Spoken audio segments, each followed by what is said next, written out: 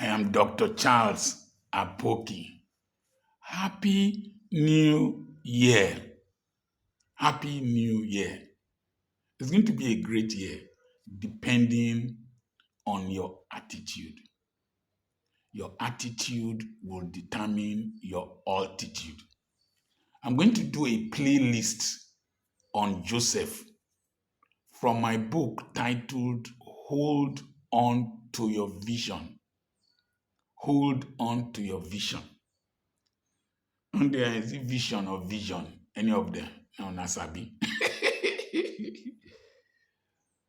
One of the things you must learn to do is create a future, a picture of your future in your mind. Create a picture of your future in your mind. One of the acts of faith that you must have is ignoring, forgetting what is behind, and pressing forward towards the mark of higher calling. You must never be extremely bothered about what man can do to you or what he has done to you. If God be for us, who can be against us? When Joseph shared his dream with his brothers, and his parents, oh, are you going to rule over us? Are you going to rule over us? Will I to bow before you? If God has said it, there is nothing man can do about it. If God has proposed it, no man can oppose it. And so the brothers, because Joseph had that Josephic consecration. You see, once you decide to separate yourself from iniquity, from the idolatry, from the attitudinal disposition of members of your family and your society, they will hate you. They will come against you. But don't be against them. Because if God be for us, who can be against us? He said, I prepare a table before you in the presence of your enemies. We'll cook the food, set the table. You will eat. Your enemies will go and wash the plate. And Joseph's brothers, there was famine in the land of Canaan. The good land flowing with milk and honey, everything dried up. God can go the extra length to make his promise to you come to pass. When I was to start preaching, great preachers started disappointing those who invited them. Don Oduns, the senior, disappointed the Full Gospel Businessmen's Fellowship in Binez Hotel. He had other activities to do, and I was called upon by A.K. Elianya Onuma, my brother, to come and give the lecture for, for 3 days to run the seminar. It was the first. Somebody had said, come to meet me, that he saw a crown in the sky. I remember the place vividly. In front, just near the front of Jera Hotel. Not Jera Hotel. What's the name of that hotel? That hotel is along Umuola Road, opposite the Church of God Mission, 39 Umuola Road. They should be number 36 or 37. I can't remember the name of the hotel. Sister Caro Asiegbo of blessed memory was coming to church. Then I think I was going out to preach or something, do either school ministry or something, or go to leper colony. And she said that she dreamt. She's Igbo, she doesn't speak Yoruba, and saw written on the sky, Adegoke, the sky. So when I started seeing globalization in my life, I remember that dream. Anything people tell me, I take them very seriously. Very seriously. And I did Adegoke, go Ojoke. When I did Isaleko, Ogoke, go away. But God started synchronizing, harmonizing, mobilizing, advertising. And that will happen in your life in Jesus' name. Are you feeling trapped? Are you feeling confined? Are there dreams that you had, visions that you had that seem to have frozen? My belief for myself and for yourself is that God will start advertising, synchronizing, mobilizing to actualize your dream. And that was how I went to speak in the full gospel. I was to speak in a UCC church at Lassie Road. My pastor refused to come because he said I was not called. And I went there to speak. Only me, 4 days.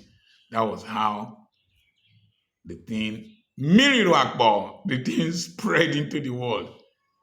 And today we are here and you are listening to me. So God called down that famine, that hunger. And Jacob sent his children to Egypt, but they had sold Joseph far ahead of them. And when the brothers came, they did not recognize him, but he recognized them. Urobo people have a saying, Oboeruwomo or Toromero, that what you do to a child, the child does not forget. And so they came and Joseph recognized them. They did not recognize him. What is recognition? There is cognition, which is identification, but recognition is when something has happened that made you to metamorphose, that it will require another insight to cognize you. That's why the recognition. David was going to kill Goliath. David had been playing music, he has been doing musical therapy, electroconvulsive musical therapy for Saul. You know, when you have schizophrenia, they connect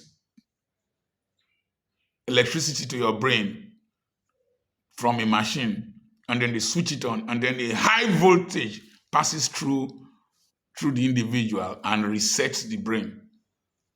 Some of them can defecate on their body, pee on their body. So when Saul is plagued by the demon, David does spiritual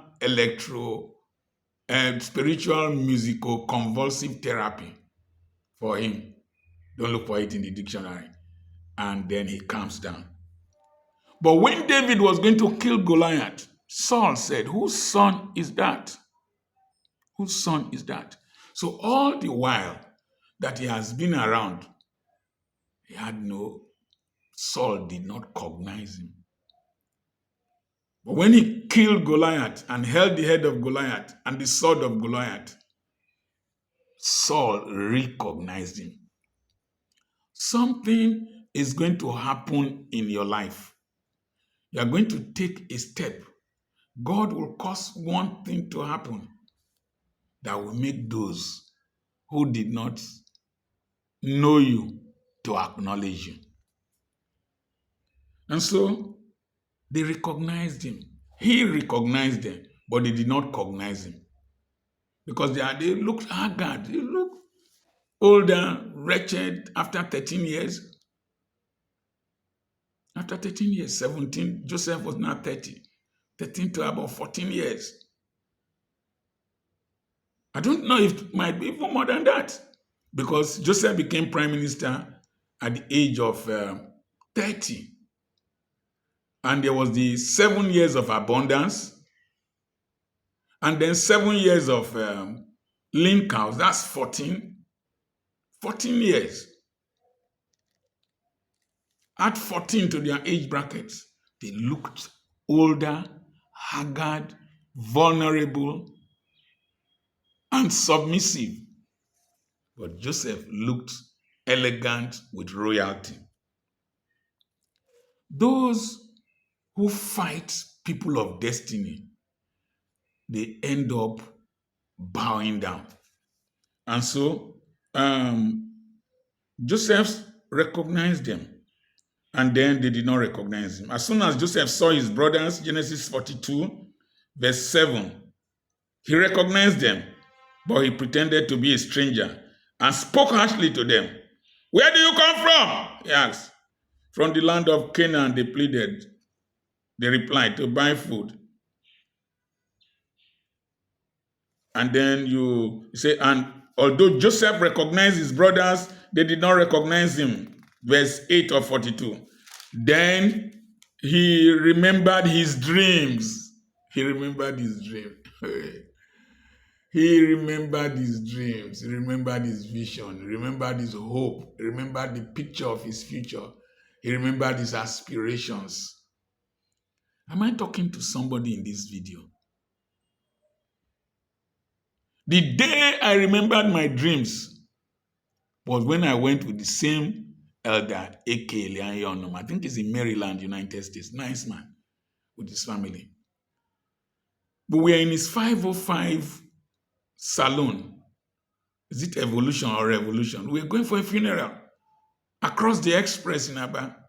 And I saw the sand of that part of town. It looked like the sand in the Niger Delta. And I remembered my dreams. I remembered I wanted to be a global person.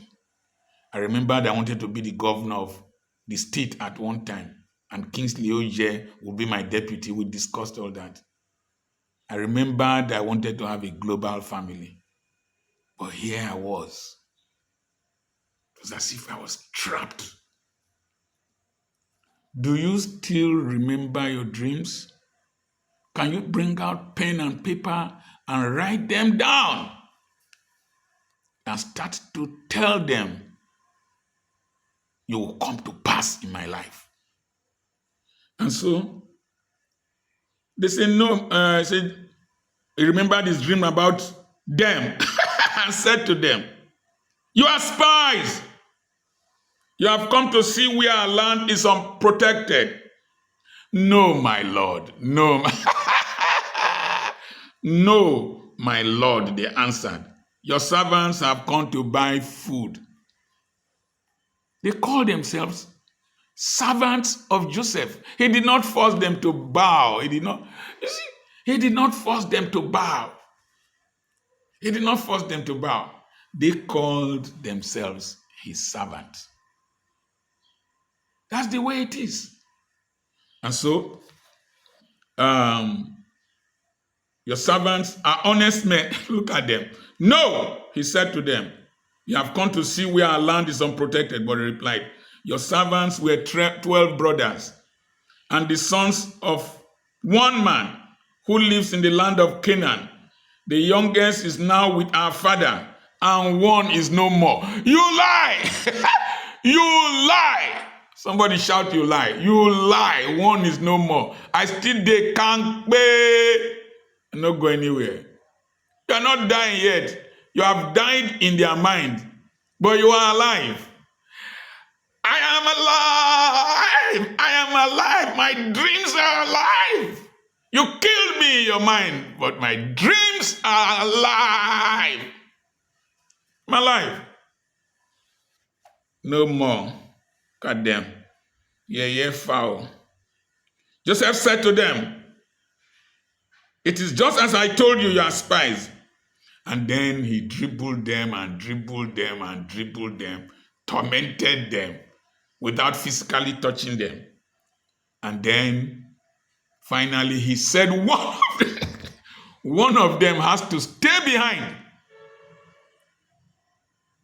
for them to go and bring his brother Benjamin. You see, people who do well in life, who don't practice wickedness, who separate themselves from the stupidity of and idiocy of a nation or their family, they have a way of thinking far beyond this immediate, crafty, cunning, unprogressive people. Do you have them in your family? Yes, I have them. Crafty people, cunning people, always looking for immediate gain, always angry with your progress. Crafty, cunning people, household wickedness. And Joseph went aside and wept. So, this playlist I want to do, we're going to look at 7 times where Joseph wept. Not tears of sorrow, only 2 places, but tears of joy. Gave them grain, put their money back. When they got home, they saw their money. Remember, I'm teaching you from this, my old 30-year-old Bible, and I underlined the things. When I was passing through hardship, when I wrote this book, Hold On to Your Vision, I underlined them.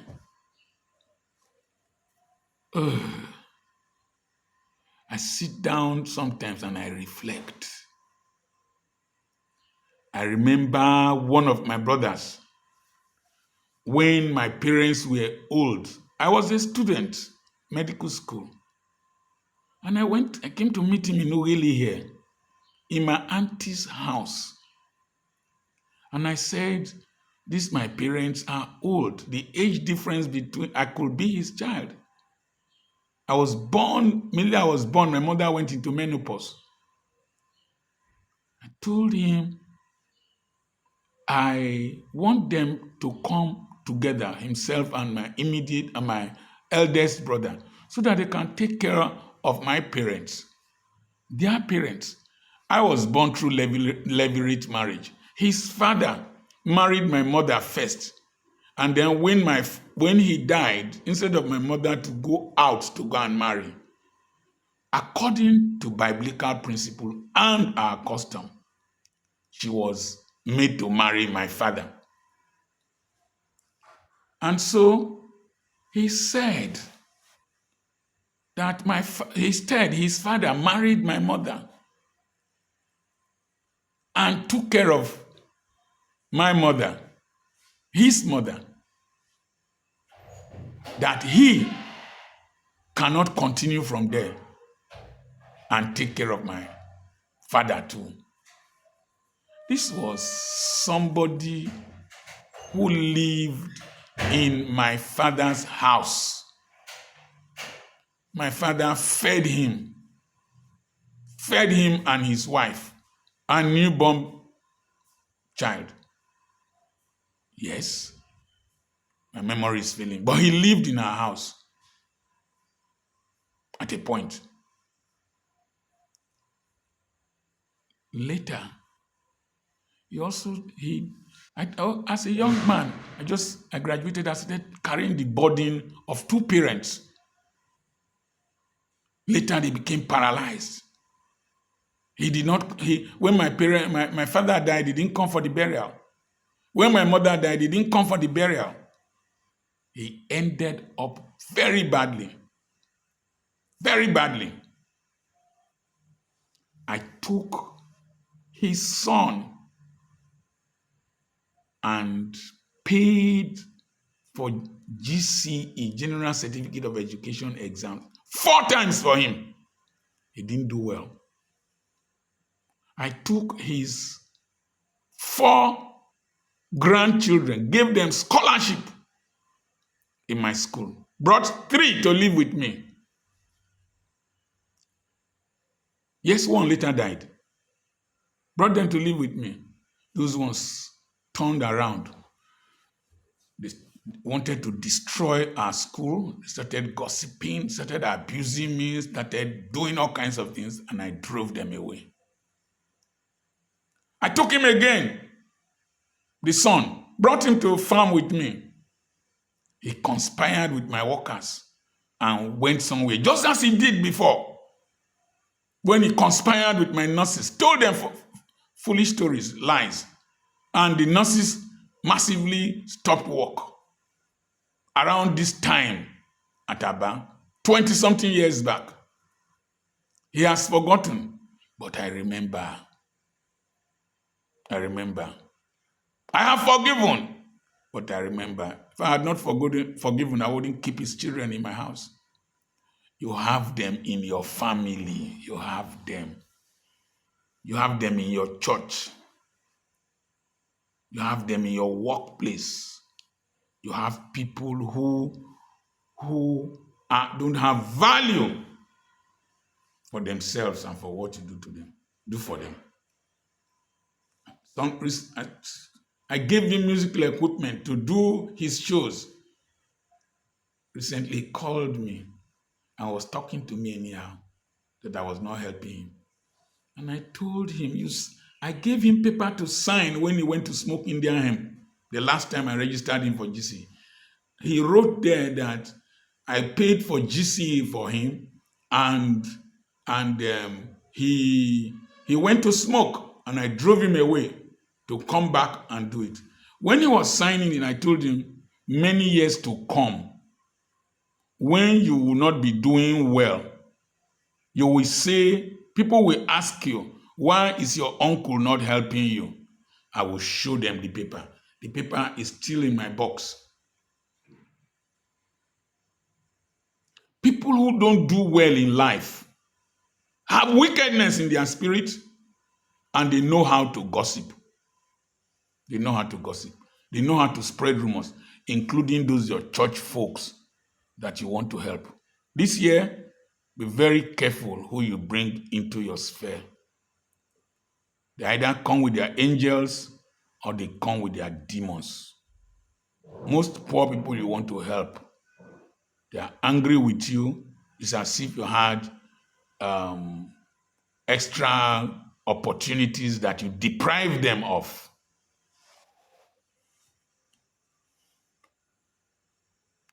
When I wanted to buy land somewhere, it was my cousins that went and spread information that they should not sell land to me.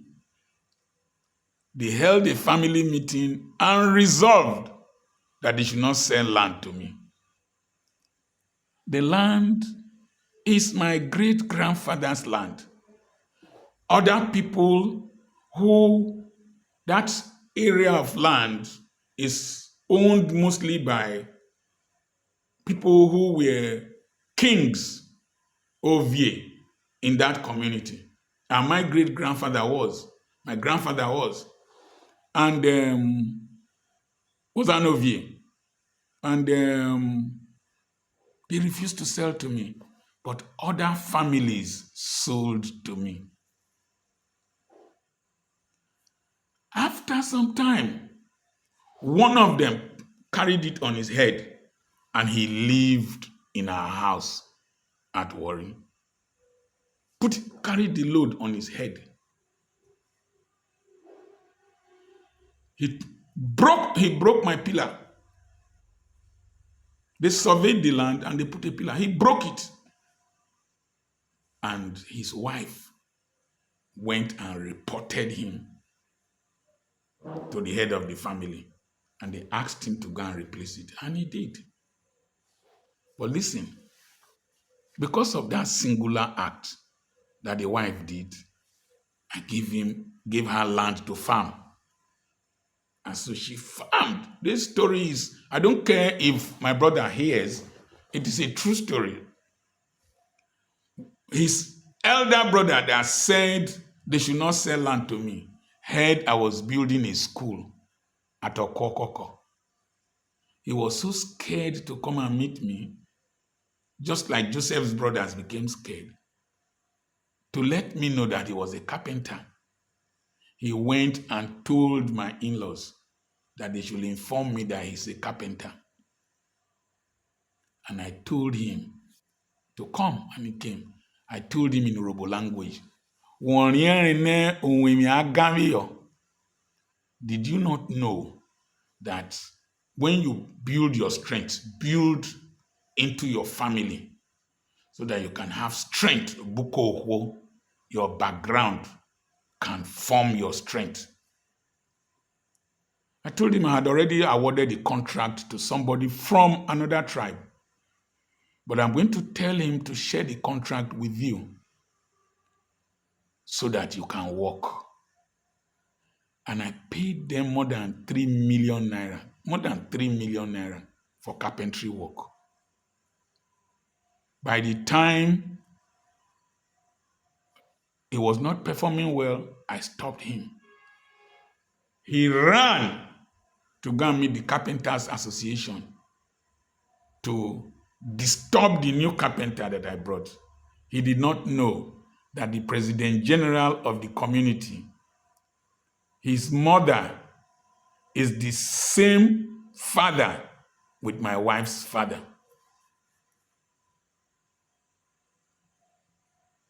People are bad. When we were building, there was one of them, one person. He was conniving.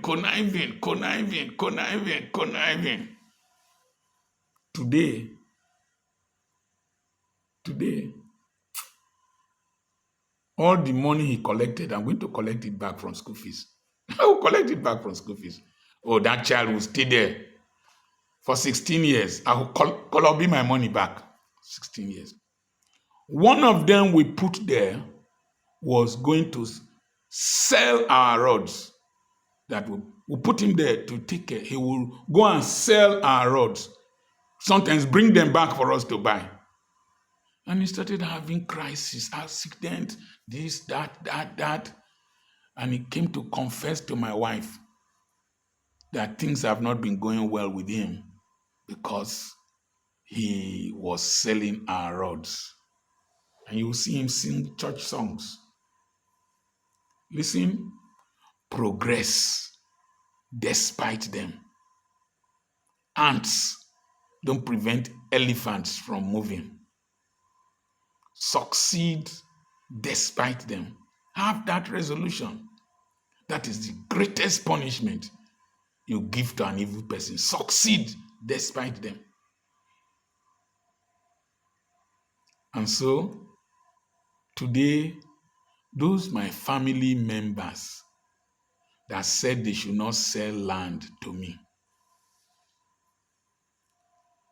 I have several acres in another place that they want to farm. Brother, we are looking for somewhere to farm. Brother, go and farm.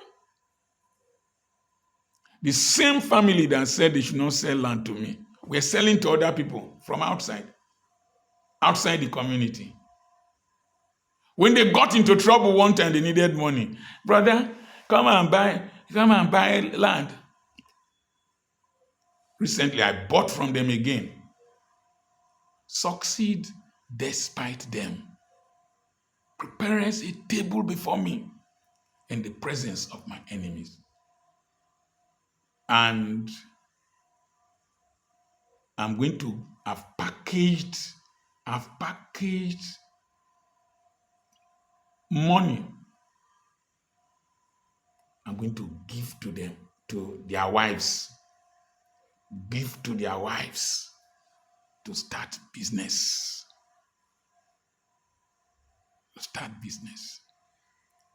Joseph packaged money and put into the sacks of his brothers. But when he recognized his brothers at a point, he went to the side and wept. By the rivers of Babylon, there we sat down and there we wept when we remember Zion. When the wicked carried us away, captivity required from us a song. Tell me, how can we sing the Lord's song in a strange land? In the group of 20 people I want to empower, each of them has a story. One of them, it was her husband that was blocking my drivers from passing the street. I'm still going to give her money. Another of them that I'm going to give double portion. Her husband's father was the one blocking the street. The conspire blocked the street so that my tippers cannot come when I'm building the school. When I was building the school. Fortunately for that young girl, she's a widow. But I'm going to give her money to start doing something. One of them, I'm going to give money, said at one time that my wife was money misruled, that she was not dressing well. See, today, money don't find road come. We're going to give her money. Don't let people's wickedness turn you to a wicked person. The best way to overcome evil is to do good. Believe God enough to prosper, to be blessed, so that you can have opportunity. Not only to pray for your enemies, bless them, give them, give them, give them. Jacob was messed up by Esau. After Jacob took his birthright, took his blessing, when they met many years later, he said, keep your things, I have more than enough. If Esau can say, I have more than enough, you can also say, I have more than enough. If Cain that God cursed can build a city, there is no reason why you should not start succeeding from this year 2025. Just tell yourself, I have a future. I will succeed despite them. I remain Dr. Charles Apoki. I have a webinar coming up on the 10th and on the 11th of January of this month. Send a message to 80 plus 234 80 21 21 92 62. We also have properties for sale. God bless you.